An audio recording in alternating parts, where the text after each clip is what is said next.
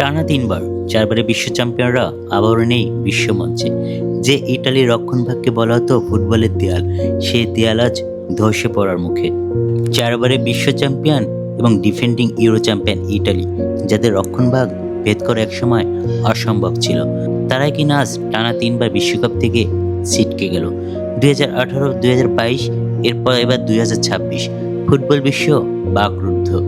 সবার সামনে এখন একটাই প্রশ্ন, যে দলটা 4 বছর আগে ইউরোপ জয় করলো, তাদের এই পতনের নেপথ্যে কি? প্রথম যে কারণটা তুলে আসে সম্ভাব্য ইটালি ঘরোয়া লিগ অর্থাৎ সিরি এর বর্তমান অবস্থার দিকে তাকালে আসল রহস্য কিছুটা পরিষ্কার হয়।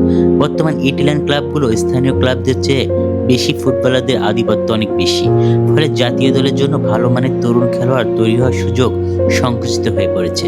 একসময় মালদিনি, নেস্তা, ক্যানভারদের উত্তরসূরি তৈরি করতে ব্যর্থ হয়েছে ইটালিয়ার একাডেমিগুলো। দ্বিতীয় কারণ হিসেবে বলা যেতে পারে গোলের সামনে ইটালিয়ান চূড়ান্ত অসহায়।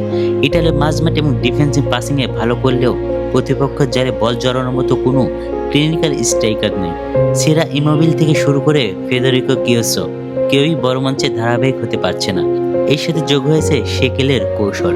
আধুনিক ফুটবল যখন হাই প্রেসিং আর প্রচণ্ড গতিতে এগোচ্ছে, ইটালি তাদের পুরনো ধীরে গতির ক্যাটানাসিও স্টাইলে গোল বাঁচাতে ব্যস্ত। কিন্তু বর্তমান ফুটবল কেবল ডিফেন্স দিয়ে যে ম্যাচ জেতা যায় না, তার প্রমাণ ইটালির এই বিদায়। তৃতীয় কারণ হিসেবে অনেকে মনে করছেন 2021 জয়ের পর দলের এই ধরনের আত্মতুষ্টি বা ওভার কনফিডেন্স কাজ করেছে। ছোট ছোট দলগুলোর বিরুদ্ধে তারা জয়ের ক্ষুধার চেয়ে ড্র বাঁচানোর মন মানসিকতা নিয়ে খেলছে। বড় দল যখন ছোট দলের সাথে পয়েন্ট হারায়, তখন বিশ্বকাপের পথ এমনিতেই কঠিন হয়ে যায়। ইটালির ক্ষেত্রেও তার ব্যতিক্রম হয়নি। ইটালির এই পতন কেবল একটি দেশের পতন নয়, এটি বিশ্ব ফুটবলের একটি বিশাল শূন্যতা। 2026-এ নীল জার্সি আর অজিরদের গর্জন না থাকাটা সমর্থকের জন্য দুঃস্বপ্নের মতো। আপনাদের কি মনে হয় ইটালি এই বারংবার ব্যর্থতার জন্য কি কোচিং প্যানেল দায়ী, নাকি ফুটবলারদের নিবেদন? আপনার মতামত কমেন্টে জানান আর শেয়ার করুন এই ভিডিওটি। আশার সবুজ, স্পোর্টস অন 360।